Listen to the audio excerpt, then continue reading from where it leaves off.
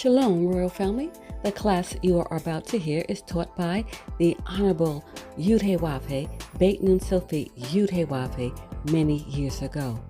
Remember to like, share, and subscribe to our channel. Visit us at www.yahweh144000.com. Also, Royal Family, you can enroll in classes designed for the Godhead at www.universityofyahweh.org. And also, Royal Family and friends, we want to share with you Yahweh's Keys to Riches. And on that YouTube channel, you can listen to Yahweh's Daily Word and keep up with the correct solar time each and every day. We'd like to see you there as well. Go to Yahweh's Keys to Riches. It's in the description below so that you can join us there as well.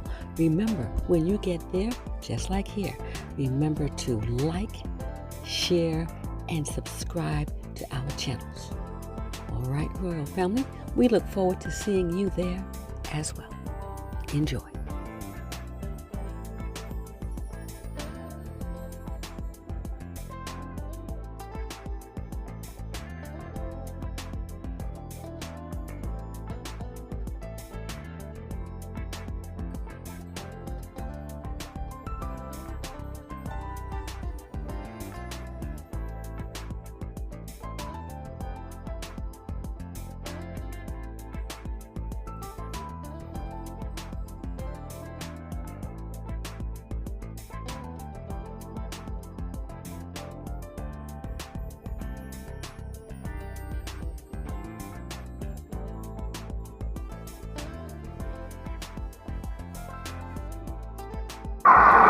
Welcome to Feast of Tabernacle.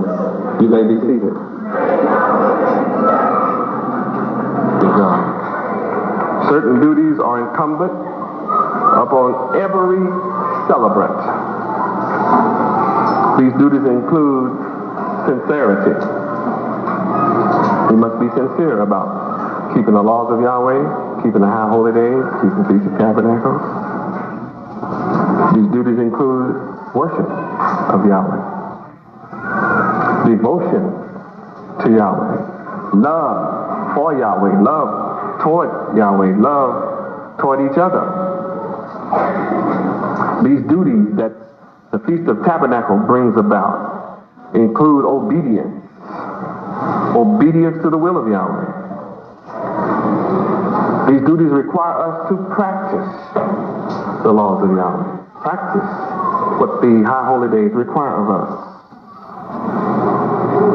It requires us to be sincere and to adhere to the laws of the Bible.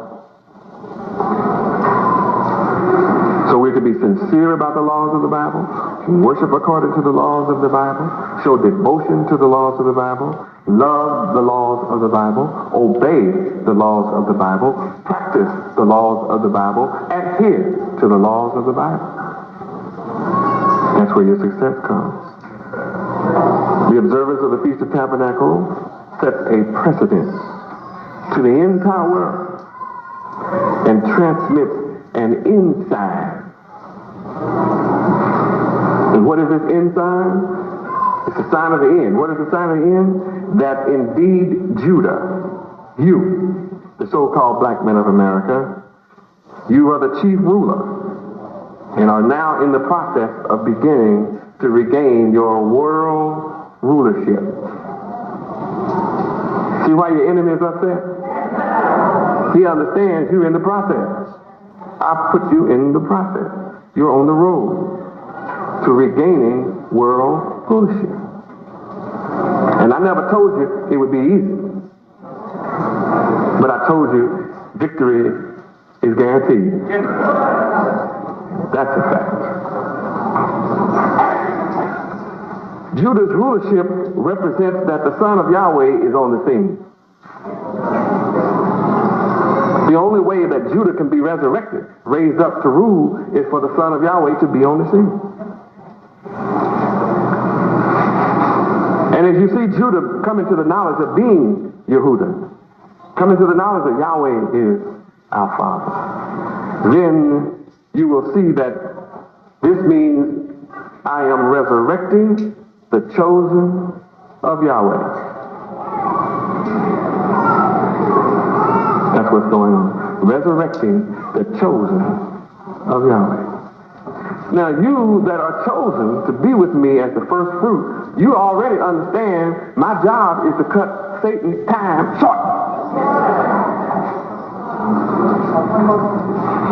You understand? Matthew 24:22. Resurrection is a serious thing.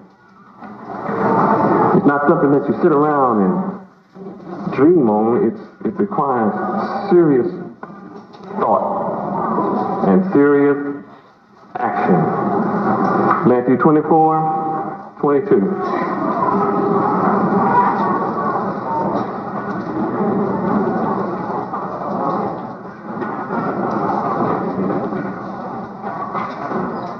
Verse 21. Read. For then shall great tribulation, such as was not since the beginning of the world to this time, no, nor ever shall be. You're getting ready to see, you're already seeing now, the worst tribulation that could ever be.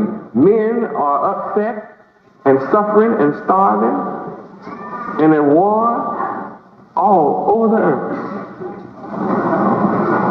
Worse now than ever in history. Great tribulation.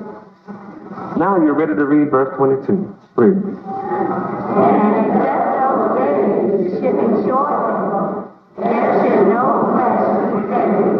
But for the elect's sake, those days shall be shortened. You understand? It's for the elect's sake. What's elect? Chosen. Now, do you read this? It says it might be shortened.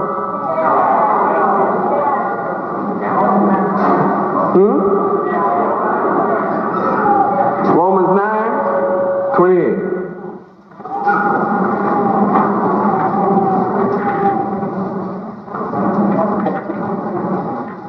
Might be shortened?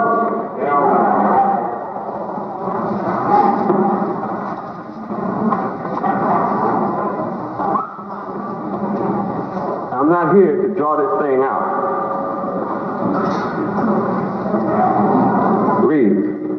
For he will finish the work and cut it short in righteousness, because a short work will the Lord Yahweh make upon the earth. Short word. I'm already tired. I told you I'm tired. I'm already tired. What is tired means that I'm ready to cut it short. I'm not going to let you all wear me out.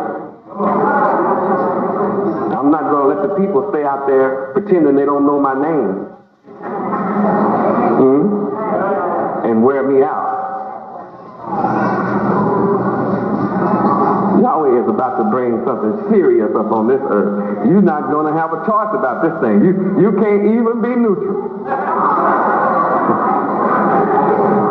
If you don't choose Yahweh, they are going to get you. Yeah. You don't understand? They are going to get you. If you don't, all who don't choose Yahweh, they're going to get. Those who fight on the side of Yahweh will be spared. That's the way it is. I'm here to cut it short in righteousness.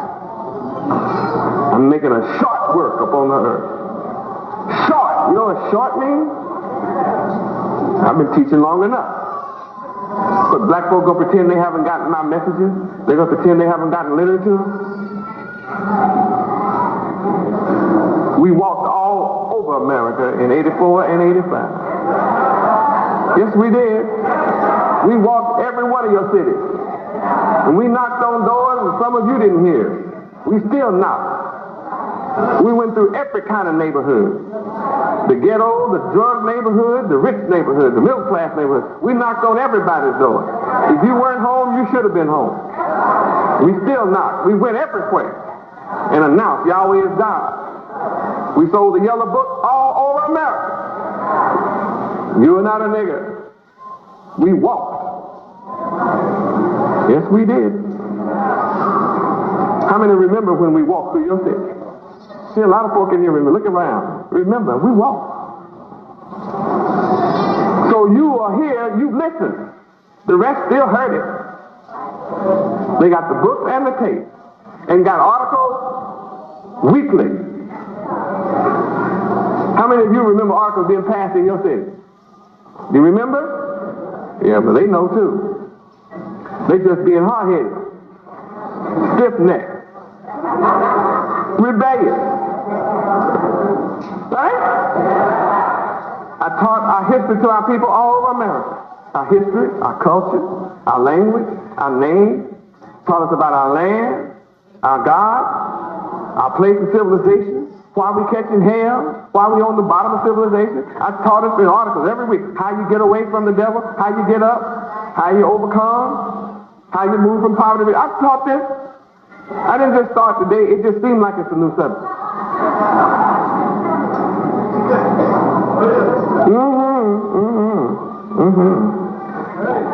I taught us the way you're going to survive is come to Yahweh. There's no other way.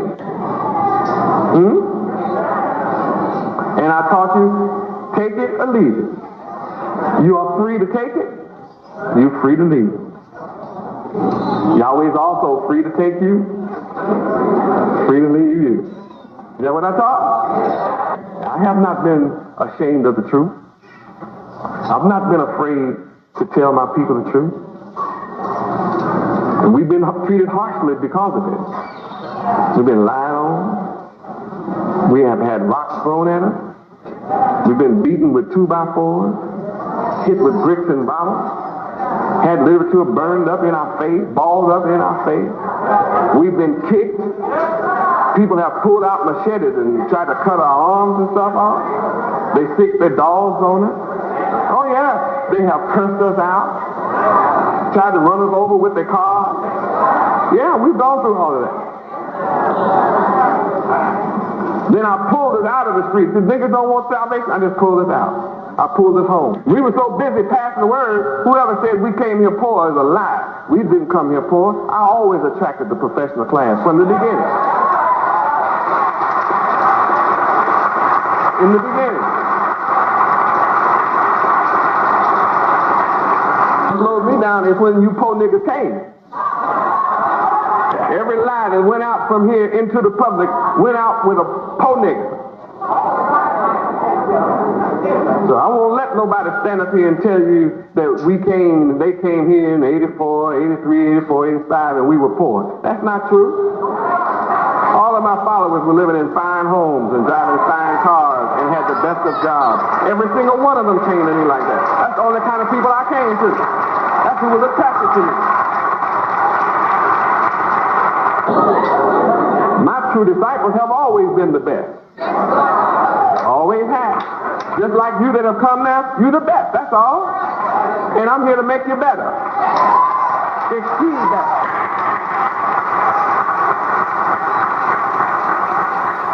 The tabernacle requires all nations to travel to the place where Yahweh chooses to place his name.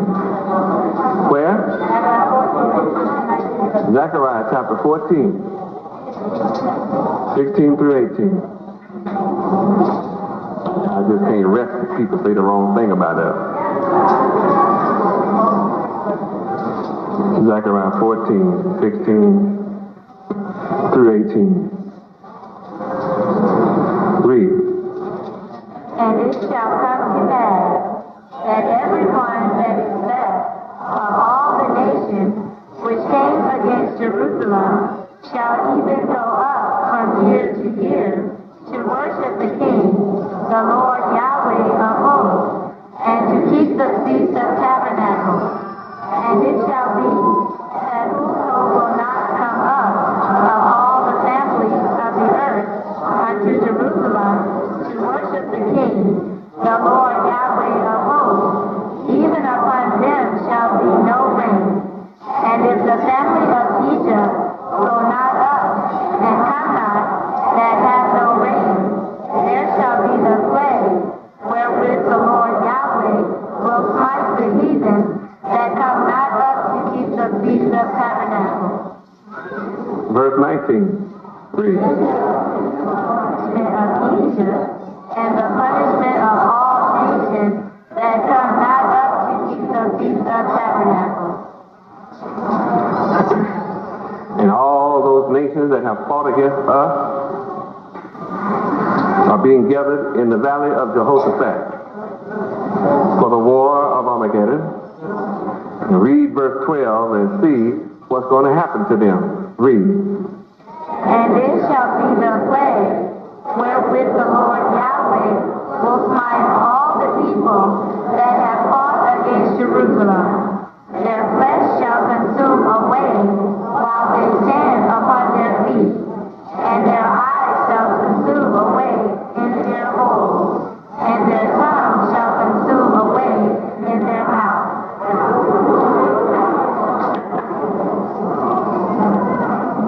Sound like chemical warfare.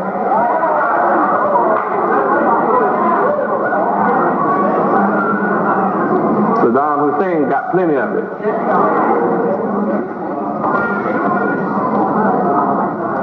He told them today he's going to get Israel and Americans too. And they have strike teams. You can call them terrorists, you can call them whatever you want. They got them set. Hit devils all over there.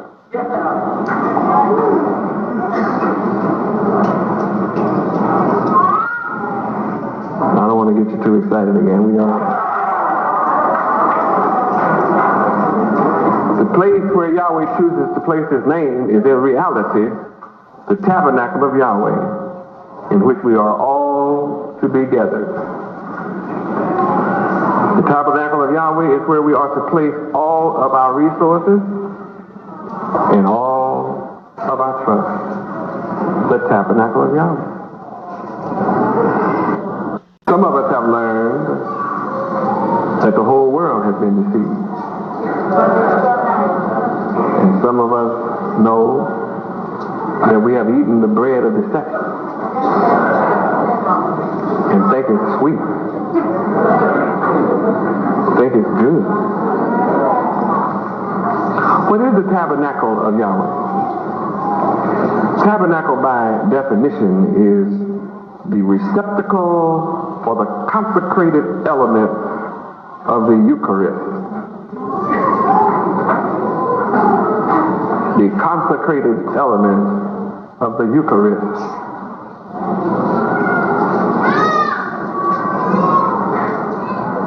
How many have never heard about Eucharist?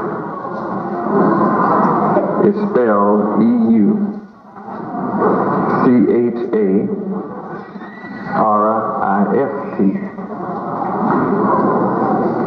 Eucharist is spiritual communion of man with Yahweh. That's what Eucharist means. It means the spiritual communion of man with Yahweh. So tabernacle, I repeat, by definition is the receptacle for the consecrated element of the Eucharist. That makes the tabernacle of Yahweh something special. The tabernacle of Yahweh is therefore the repository which contains the elements for communion and communication with Yahweh. Communication is the act of imparting and obtaining ideas and thoughts between beings. Yahweh is the supreme being, and all of you are beings. So communicating with Yahweh, communing with Yahweh means the obtaining of ideas and thoughts between the two of you. He doesn't need your thoughts. Yahweh doesn't need your idea. It doesn't mean you can go in and exchange your ideas. yours are already corrupt. No, it doesn't mean that. It means you need some new ideas. And you need some new thoughts. How many know you need new thoughts and new ideas? Yes. You get all of that from Yahweh. By entering through the tabernacle, we obtain the lofty thoughts and the lofty ideas of Yahweh. Just by entering through the tabernacle, that's what we obtain. Lofty thoughts of Yahweh. And the lofty thoughts and the lofty ideas of Yahweh. We transcribe into our character the attributes of Yahweh's name. It becomes impossible to transcribe the attributes of Yahweh's name into your character when you are without the knowledge of Yahweh's name.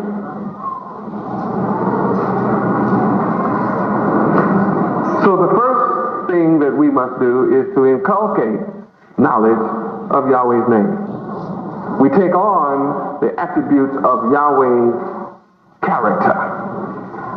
That's what makes us the sons and daughters of Yahweh, is that we actually practice and take into ourselves the character of Yahweh.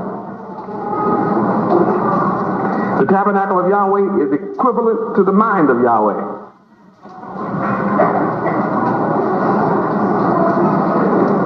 Feast of Tabernacles teaches us how to feast upon the tabernacle.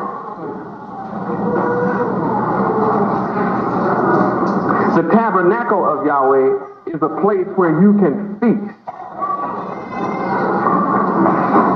Do you know what a feast is? Traditionally, a feast is where there is more than you'll ever be able to eat. More than you will ever be able to eat or drink. It's there in abundance before you, in your presence. Readily at hand. Easily accessible. A feast. Delicious, delectable, pleasurable, great to the taste. A beautiful sensation to the taste buds, a beautiful sight to the eye. A feast. Beautiful to smell. A feast has the aroma of all kinds of spice. Sweet, the bitter, the salty, the peppers, and all that stuff you like. Whatever seasons you can think of that you like, that's what is present at a feast, because you have all these infinite types of dishes. A real feast. I mean, it's so much food you just can't get hold to it all. That's what the tabernacle of Yahweh is like. And the feast of the tabernacle, which is what we're celebrating tonight, this week, 8, 7 days, is supposed to teach us that tabernacle is a place where your mind can feast on the wisdom and the knowledge and the understanding that emanates from this great name, Yahweh. And all of you who sit in my classes and who have entered my school, you have to bear witness that indeed I have prepared a feast for you. And it's more than your mind can absorb.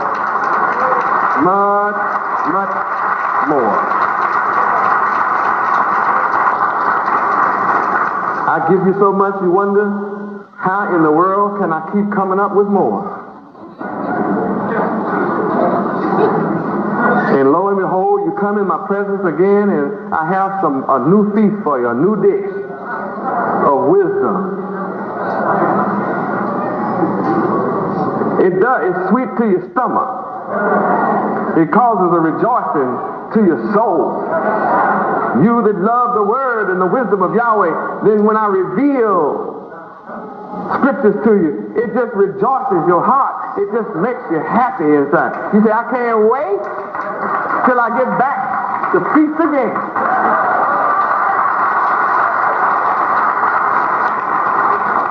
Just can't wait. Think about the tabernacle of Yahweh being the equivalent to the mind of Yahweh. You think about that. We know that the mind of Yahweh is divine. So we must study the divine attributes of Yahweh in order to enter into the tabernacle, which is mind of Yahweh, as delineated in 2 Timothy 2:15, which tells us to what? Study, show thyself approved unto Yahweh, a workman that needeth not be ashamed, rightly dividing the word of truth. So communion with Yahweh does not necessarily require sound. You know how you stand on the street corner and make long, loud prayers for people to look at you? Yeah, I was taught, probably you were taught too, that you have to scream at God to be heard. Well, I'm here to tell you that communion with Yahweh does not require sound. Your very thought becomes a prayer. Mine does. Very thought becomes a prayer. That's the mystery of the scripture, which says, before you call, I hear.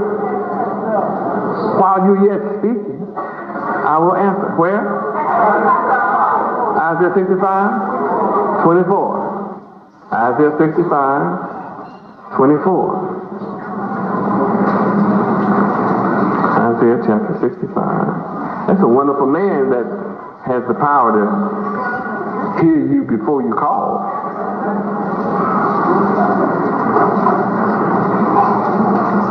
This is coming to pass in your presence. Yahweh is a mighty one, mighty man. Isaiah 65, 24. Read. And it shall come to pass that before they call, I will answer, and while they are yet speaking, I will hear. That means Yahweh is already tuned in. He has to be close at hand to do that. See, Yahweh is not a God that is afar off. Jeremiah 23, 23, Jeremiah. Read. Am I a God at hand, saith the Lord Yahweh, and not a God afar off? That means Yahweh is closer to you than you ever dreamed. Yahweh is so close to you,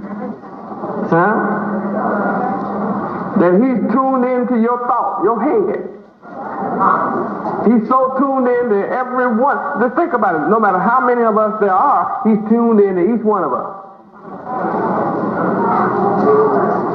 And before we call, what? He hears? He's so close to us that while we are yet speaking, he what? While we are yet speaking, he will hear. And before we call,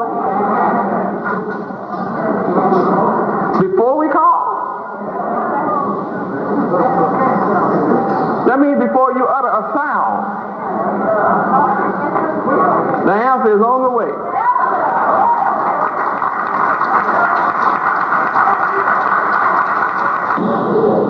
Oh, Yahweh is wonderful.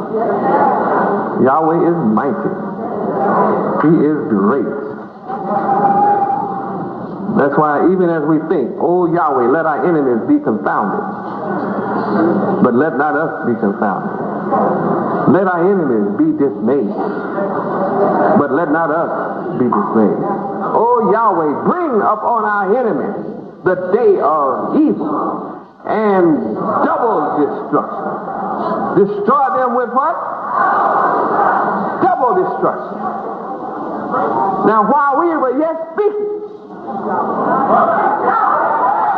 already on the way.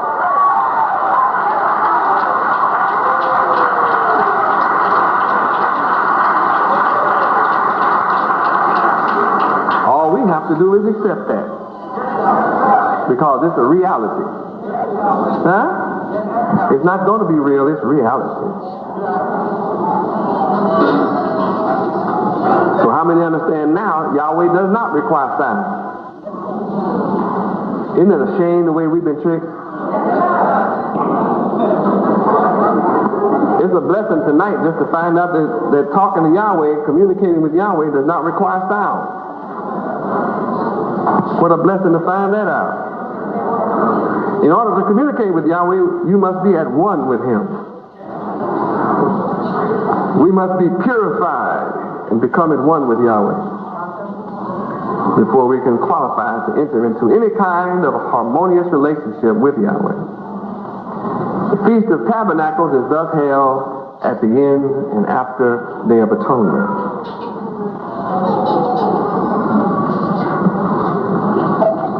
I hope that you've enjoyed your letter and your words of instructions tonight. In the meantime, you're a witness that my spirit has cried out to Yahweh.